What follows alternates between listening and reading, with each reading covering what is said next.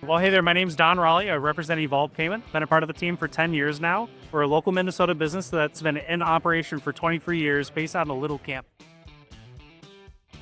As a local business, it's impressive to see where the people are actually coming from. We're not having a lot of multi-state operators coming into our space. This feels like it is the community. These are our neighbors. These are the people who we associate. And it's fun to see how many people are actually talking with the vendors, gaining resources. This is not just a trade show to buy stuff at. This is a place to learn. And so if you're an operator trying to identify how do I open up a dispensary, how do I open up a manufacturing or all these other ancillary companies, this is a place to be able to learn, not just gain information and make contacts. Handshakes go a long way, but when you can turn those handshakes into hugs with friends, this is what we do. One of my favorite parts about this convention is how many different industries are all interconnected and how we are on our team at Evolve Payment, we're offering something called dupe tubes where you can put a doobie inside of our tubes. And so it's fun to see how other vendors are doing pre-rolls. And so they're putting the pre-rolls into our dupe tubes and then they're gathering more information, put into secure bags. So much about this industry, it takes so many people to create an ecosystem, not just a community. We truly have an ecosystem where all of our services and products are working together in tandem, not working against each other, pulling us apart. Yeah, this is our first year at CannaCon, and I can confidently say that we'll be back whenever they show up.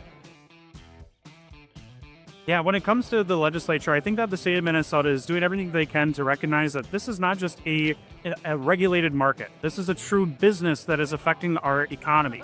I think the legislators have a really great opportunity to do what's right, not just how to make the most profit out of this industry. The last thing that any of us want is our clients, these operators in the dispensary space, to be so suffocated with high taxes, with impossible regulations, and it cuts everybody. So it's not just the dispensaries that hurt, but it's all of us local businesses that feel the ramifications from their poor decisions. So I think a lot of the conversations that we're having this year in 2025, people are starting to get the licenses approved. Next year, we're going to see people who are actually operating businesses and have learned a few lessons.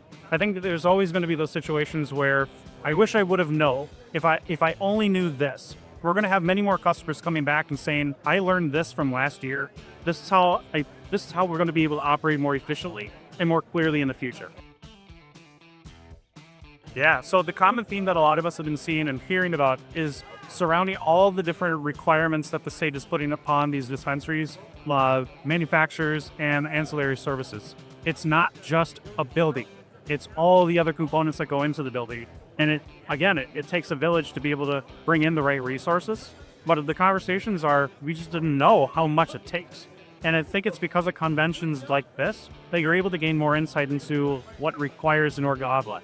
You're not just, sticking a flag in the ground or hanging a shingle. You have to do business correct, and you have to bring in the right partners.